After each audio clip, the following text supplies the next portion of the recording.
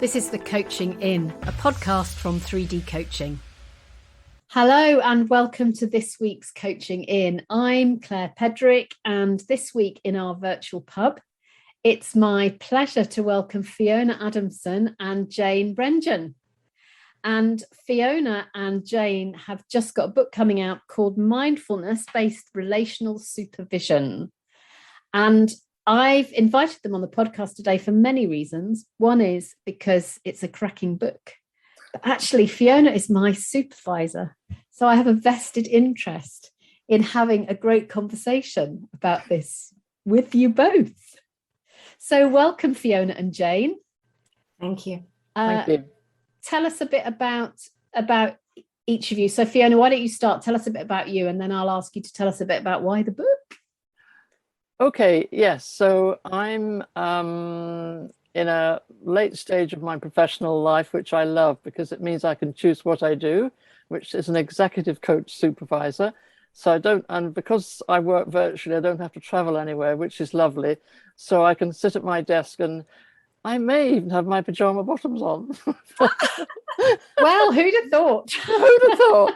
So this whole virtual thing is, I love doing it, actually, working in this way. And we'll say more about what prompted the book, but I just love supervision.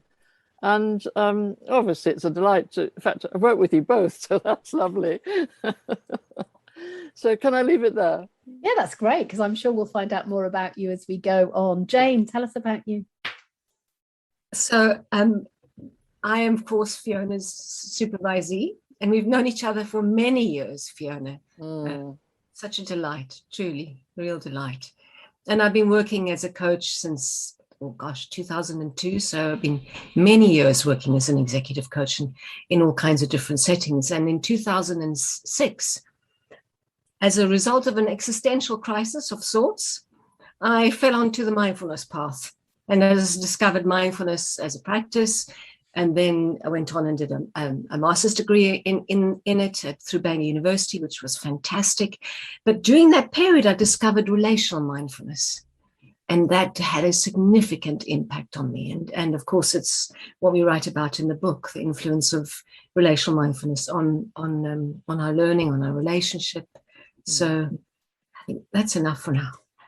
So it's so interesting to have you at this time, because there was a podcast the other day with Sean Lambert about mindfulness. And so we're kind of building. And I know that as we talk, there are going to be other connections with podcasts just in the last few weeks, because I've had a sneaky peek at your book and I know that there are many connections. So what brought about writing the book then? Can I start? Because I was thinking about this and I thought you might ask. Yes. And I can remember going back, I don't know, it could be, more than 10 or 15 years ago. We've been working for a while, as Jane said. And Jane said to me at one point in our conversation, do you know, I feel as if I'm making a new attachment to myself. Wow. And I thought, ding, that's very important. So we explored that.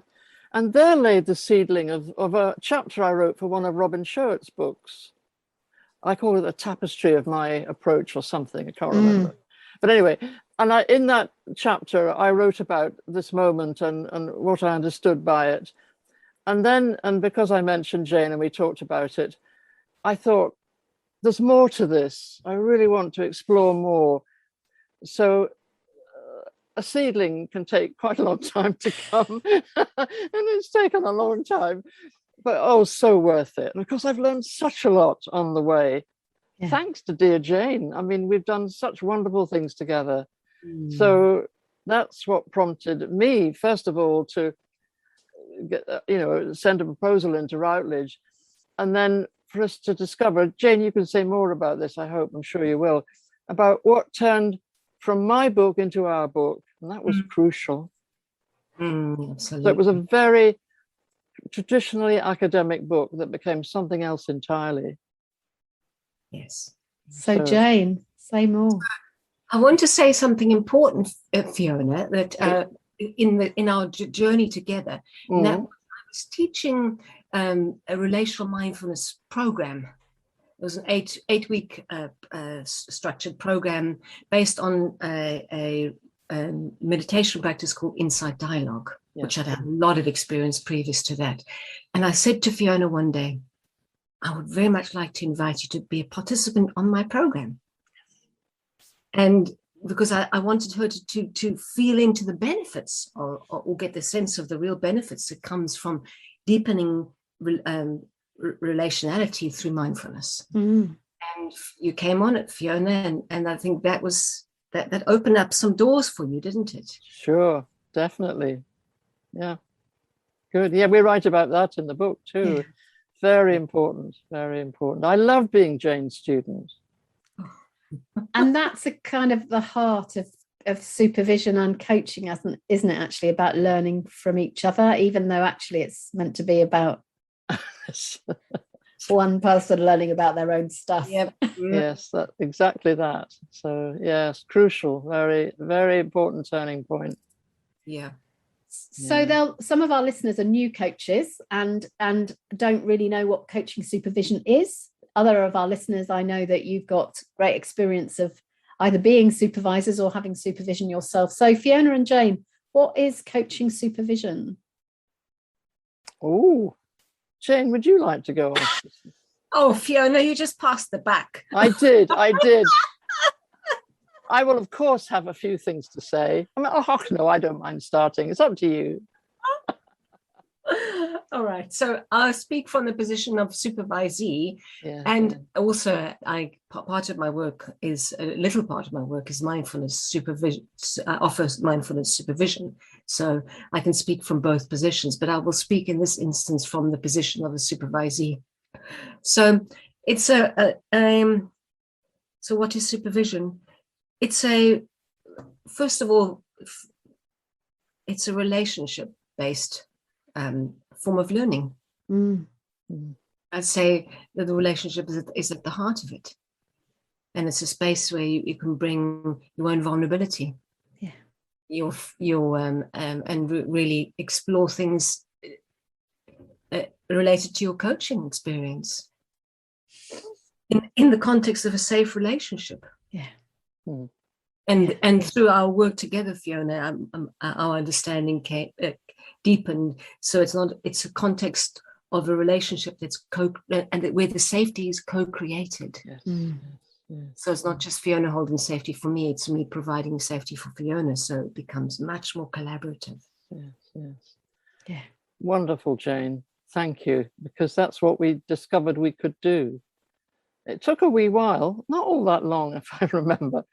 But, I came into that relationship with Jane. I remember vividly the day I met her, telling her all about my qualifications and, degrees and this and that. And afterwards, I thought, oh, dear, what have I done? I did think that. But it wasn't until a few weeks later that Jane said, what did you say? Something about you were left feeling a bit, oh, gosh, I don't know enough or something. I can't remember. Anyway, but the point was that I engendered a situation where I was the expert. That's what I'm trying to say. And actually, it then put Jane and would put most people into, well, how can I possibly? What happens if I don't know something? All that. So it was wonderful to discover that actually I could be in a relationship with Jane in such a way we could both be experts. Let's put it that way, and that we could actually. And we could learn together. And actually that's been the main motivation for writing the book, is to explore that very idea, which we think not a lot of people subscribe to. That there is this role division and power differential that some people love, of course. I used to. Oh my goodness, I was an academic and I loved being the academic. So, it's lovely to step out of that. It reminds me of the Robert Fuller research on somebodies and nobodies. Oh, yes. So do I hire a somebody as my supervisor? Yeah. Do you know why I hired you, Fiona? I've hired you because I thought it'd be fun. Oh, good. Yeah, we do have fun. Yeah, that's right. But there's something, isn't there? You and I have talked about this, Fiona, in our one-to-ones.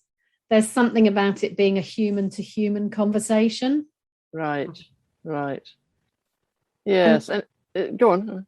And it's interesting that that's a theme that's come up over the last few podcasts, is about coaching being about a human to human conversation. I think often we turn it into somebody who's a bit special talking to somebody who's not quite sorted. Yes, that's right.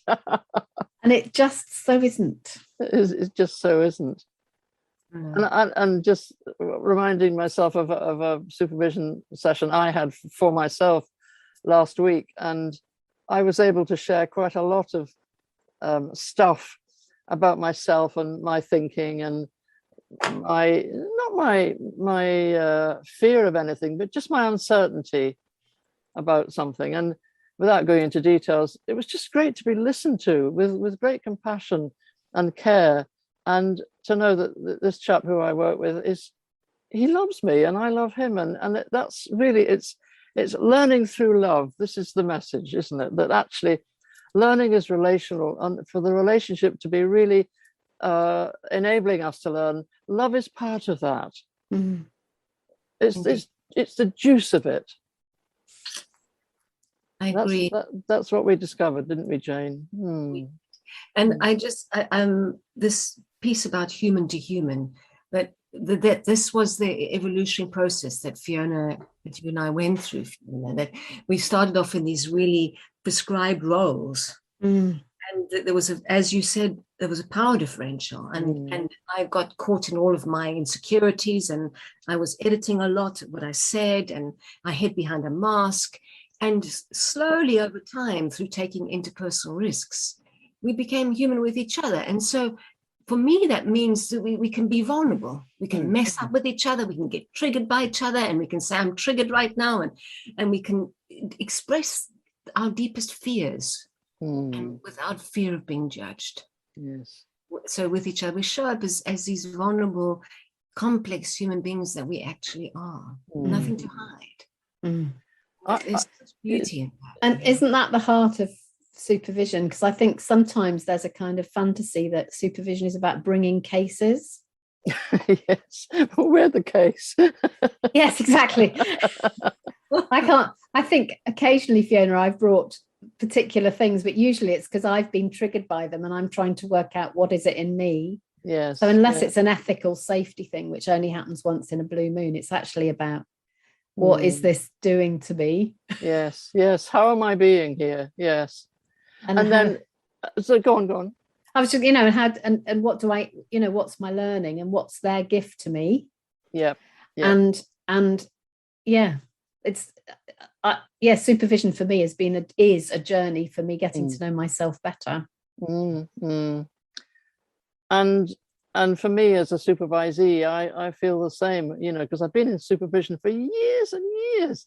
And the supervision I've been having in the last probably 12, 15 years has been so rich and so deep, because, I was a supervisee as a social worker. And it was very managerial.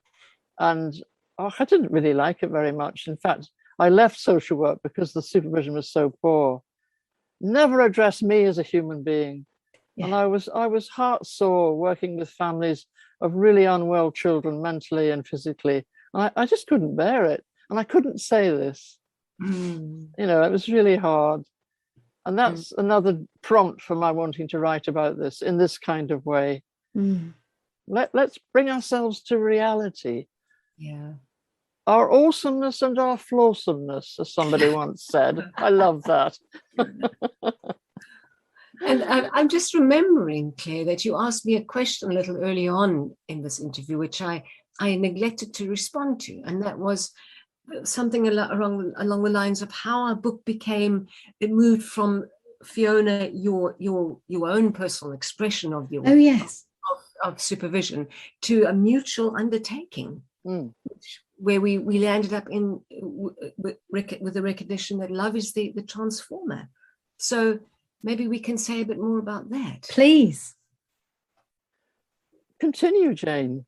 All right, I will. It was such an interesting process because, Fiona, you asked me to write pieces about related to individual individual sessions with you, and then you reflected on that, and then the book went through a transformation because I went through a lot of personal illness. Mm-hmm. It was quite debilitating for me at times, and it was during that time where our dialogue deepened. And we moved into deeper territory together, and we came to the realization that this book needs to be an expression of a dialogical relationship. So one that's not this traditional supervisor or supervisee, because it had taken on such a different form, if you like. Yes. And then we restructured the whole book. And it evolved so beautifully, and in a way, partly because of your unwellness. Yes. And my concern that, this book's never going to get written. What will I do? Yeah. And then the recognition that actually we were both on this journey together. And it really had to be written in the spirit of a dialogue. And Routledge were okay. We emailed them and said, we've done this, and they were fine. And I stopped being scared to write to them when I wanted us to have another few months. So they were very accepting. Really, it was wonderful. Yeah. So hats off to Routledge. So it's about partnership. Yep. Can I just say I'm a bit averse to the words supervisor and supervisee, as you know, Fiona. What shall we call ourselves? People would be great. People who learn together. Yeah, you're two people, aren't you? You're two human beings. Yes, that's right. I think in our professional world, there's quite a power differential in the way that we call who we work with. So yes, that's right. It is a bit of a trigger. So I'm just fessing up. That's a trigger for me. Thank you. Yes. Go on. We could say two human beings in a supervision context. Yeah. You're two people learning in the context of some good reasons. Yeah. My supervisor calls it co-vision. That's great. Oh, nice. Very nice. Yes, so good for him. Yeah. So he calls himself a co-visor. Oh, I love that. I think we'll take that on. I'm going to like your supervisor, Fiona. I can tell you he's also a poet, and we published one of his poems in the book. Oh, wow. Yeah, beautiful. Amazing.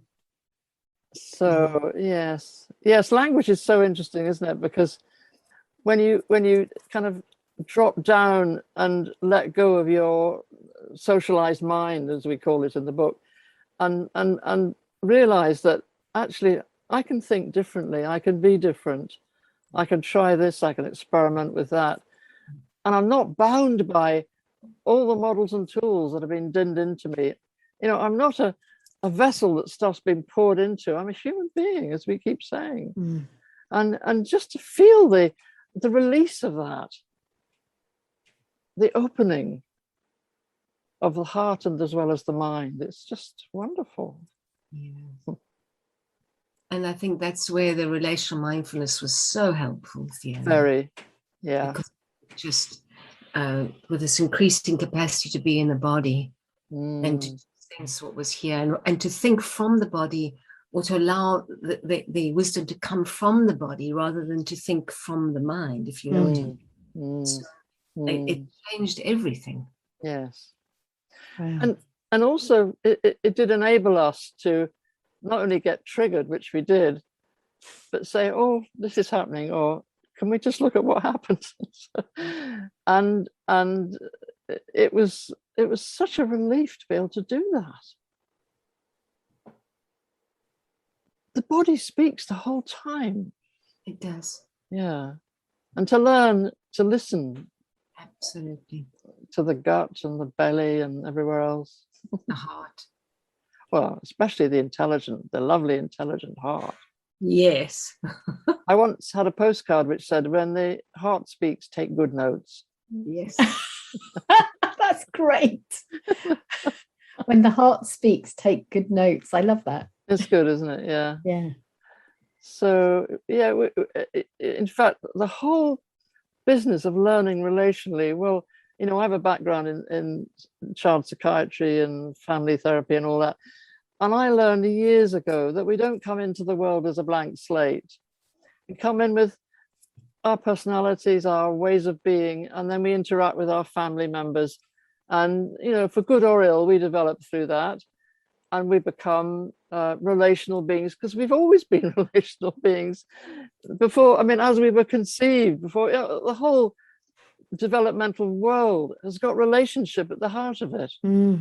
And so in a way, it's good now that I'm the age I am to say, and I look back and I think, I've always known this, that relational learning is key to who we are and how we go on becoming, because we never really fully arrive. We're always becoming, aren't we? And that's where it stems from. And what a joy that you finally felt the confidence to step out and speak about it. It is a joy, actually, Claire, you're right. Yeah, I've kind of hidden my light under a bushel for a long time, but I don't mind anymore. Yeah.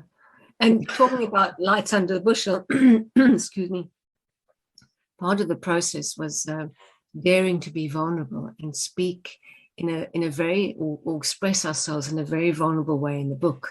Yes. And it's quite a journey. I mean, there were times when I thought, you know, what am I saying? And what am I revealing? And both of us had those moments, and of taking risks and going up, you know, with just as we are, the flawed, vulnerable human beings that we are, also with these beautiful strengths. Yes. That really reminds me of that Brené Brown quote that says vulnerability is the first thing we look for in someone else and the last thing we're willing to disclose in ourselves. Yes, that's right. That's right. Beautiful. That is so true, so true. And yet, when we are enabled to, as we were with each other, it's just such a relief. It is. Because that mask that most of us wear for too long, it's just... and it can be loosened and dropped, and such a relief. And it's so powerful for learning. So we can think with such great creativity, and it's not about thinking on our own anymore. We think in partnership. Yeah. Yes. So there's such an expansion of our thinking capacity and our learning ability too. Yes. Yes. So if you were going to put a few bullet points on a banner and hang it from the rooftops, and you wanted those to be the things that people heard, what would they be? Oh, golly, that's a great question. Claire. Ooh, let's have a wee minute to think about that. Maybe one of them would be something like transformational learning is relational, and love is at the heart of it. Wow. I would second that, Fiona. Goody. How about you think of one, Jane? And it's a practice of courage. Yes. Courage. Yes. Oh, because that comes from heart, doesn't it? Courage. Yes, that's right. But isn't it interesting, because we're expecting the people that we coach to be courageous. So yeah. We need to do our own work, don't we? We do. And I mean, I don't do much coaching, if any, now at the moment. And I think, even though we don't say it, people sense that we're vulnerable or courageous or whatever. So I think we mustn't ever underestimate the power of our non-verbals, if you like, that we create an energy field that people enter when they meet us virtually or in face-to-face meetings, and they sense that we are vulnerable or not. Yeah. Have you read Tunde Adoshi's book called Coaching Presence? No, but I keep being referred to it, so thank you for reminding me. So if you listen back to it, she was on the podcast about 5 or 6 weeks ago. Okay. And she was talking about vulnerability, and she was talking about being human. Yes, good. And the really interesting thing is that she did this research where she asked the person who'd been coached to reflect with her on a session. She asked the coach to reflect, and she then watched a video, some kind of video analysis that comes from the field of psychotherapy, where you watch the picture and without sound, and then you analyze it against a kind of set way of analyzing. But the thing that was really interesting about that was that the coach's perception was completely different from the perception of the person who was being coached, which allied much more effectively with the visual analysis. Gosh. And a huge amount of it was the fact that as coaches we think we don't leak. That's my words, not hers. Yes. But that was kind of what she was saying. Yes. And but we're only human beings. We're not robots, are we? Yes. We're a person who comes into the room, and that's going to bring some stuff. Yes.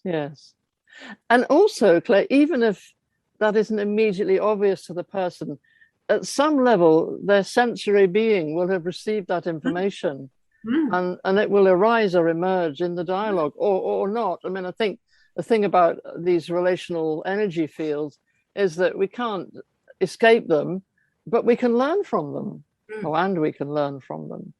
Yeah. And it's being attuned to the body that is the key. Yes. And do you know, we use the image of coaching as a dance. Yes. Well, in last week's podcast, Josephine Knowles, who came to talk about something else altogether, suddenly disclosed that she's an Argentine Tango teacher. And the Argentinian Tango is about improvisation, and you start heart to heart. Ah, lovely. It's worth a listen if you haven't heard it. Yes. Thank you. Will do. Because it really makes those connections. Yes. Oh, I love to watch tango, and I love the music as well. Talking of music, Jane, I know, and you didn't say, but you're a very gifted musician who studied music as an undergraduate, didn't you? I did. And you're a very gifted musician in your own right. And I think actually your musicality in terms of nuance and improvisation, all of that has come into our work, and I've loved that. I don't know whether I ever said it, but I'm saying it now anyway. Oh, thank you. No, you never said it, Fiona. All right. Yeah. But I think the word that resonates for me is there is improvisation. Yes. That links with one of the qualities. Let me pause a moment. I'm just jumping ahead. I'm a jazz enthusiast. I love jazz, and I love the improvisational quality of jazz, because you just never know what's going to come. So you're on the edge of emergence all the time. It's like, I just love that. And that's what we've learned in being together, so we can work emergently. So there's no need to know. Yeah, exactly. Just rest in the not knowing and trust the relevance of what's going to come and work with that. That's been transformational. It's Definitely. So freeing. So you come to the meeting, and it's like, well, we're going to talk about, this is the theme, but let's see what emerges. Yes. And it invariably is a rich conversation. Yes. We find that. Yeah, absolutely. To give up that need to know. Yes. Yeah. And that's at the heart of all this work, isn't it? It is. Absolutely at the heart of it. Because if we knew, we wouldn't have to do the work. Exactly. And there's a kind of arrogance in that, isn't there? A sort of hubris. Oh, well, I mean, after all, and actually, to admit that we don't know something can be very hard for people. There's that expectation. Oh, well, I'm a supervisor. I should know. These shoulds and oughts are a real barrier, aren't they? I had a conversation yesterday with somebody who I had an email this morning, and they said, yes, please, I'd like to work with you. But she said, how are we going to do this? And I went, I've no idea. She said, how do you normally work? And I said, well, we kind of work it out. And I think she was expecting me to go, I come from this school and I do this. But I don't know. I don't know. And I'm really okay with that. And if you're not okay with that, that's okay. But I'm not the right person. Yes, exactly. Yeah. Yes. Well, what a delight to talk to you. And Mel, I shall. Your book, I've read in detail the final chapter, and I'm going to go and get my own hard copy, and I'm going to read it slowly. Oh, good. And savour it. Oh, thank you. So how do people get hold of it? Remind us the title and how do people get hold of it? Well, it's called Mindfulness-Based Relational Supervision, and the subtitle is Mutual Learning and Transformation. Wow. And it's published by Routledge, and it's due out on the 23rd of November. Fantastic. Next week. Wow. Yeah. That's amazing. Can you believe it? Finally. I know. I hope you're going to have a party. Oh, well, yes, online. We're going to have a launch. Liz Hall's going to interview us on the 30th. Good. And yeah, it'll be a great day. Well, tomorrow, every day is a great day, but particularly when the book is actually in our hands. Oh, So wonderful. It is wonderful. Do you believe you might have been writing it for the whole time we've been working together, Fiona? Exactly. And you see, in my view, the longer the better. Of course. It was like a wine that needed time to mature. Yes. It's ready to be. Yes. It has to emerge, though, doesn't it? That's what happened, Claire. That's exactly what happened. Because my book came out really quickly at the end, but it'd taken me years to sort of sit with it and not write it. Yes. You had a quick birth. A quick birth, but a very long pregnancy. Yes. Yeah. Wonderful. So if there was a gem of wisdom that you could each share with our listeners as we finish, what would that gem be? It's one I heard years ago, and I love it, which is know yourself, be yourself, and love yourself. Wow. And I think once that begins to happen, we can love others. Wow. Know yourself, be yourself, and love yourself. I can't say anything more, Fiona. I think that says it all. It's so beautiful. Do you remember what was at the beginning of our book? What was we chose, Claire, we chose one liner as at the beginning of the book. We were going to give a dedication, but we found a quote that was just... Oh, it was a lovely one. Oh, I don't know whether I've got it. Oh, what a shame. Oh. No, oh dear. Oh, it's a Mark Twain quote. Isn't it a Mark Twain quote about love? Love. I have it. Love is the greatest wisdom. Yes. Love is the greatest wisdom. Isn't that beautiful? And that makes me think, as you say that, we often seek wisdom in our heads. Yes. But what you're describing there is wisdom of the heart. Yes. Heart and the body. Yeah. Wow. Well, thank you, Fiona Adamson and Jane Brendgen. It's been a pleasure to have you here. Can people find you on LinkedIn? Yes. Great. So I'll put the LinkedIn links in the programme notes. Mm-hmm. Thank you so much for coming, and we wish you a great party. Thank you, Claire, very much indeed. It's been a joy. Yes, I'll second that. Okay, well, thank you. I'm Claire Pedrick, and I've been in conversation with Fiona Adamson and Jane Brendgen. So have a good day, everybody. Bye-bye. If you've enjoyed what you've heard today, please share the podcast with a friend who might also be interested. And if you'd like to become one of our regulars at the Coaching Inn, you can subscribe at Podbean or on iTunes. We look forward to meeting you on the next podcast. You've been listening to the Coaching Inn. Find out more about us at www.3dcoaching.com.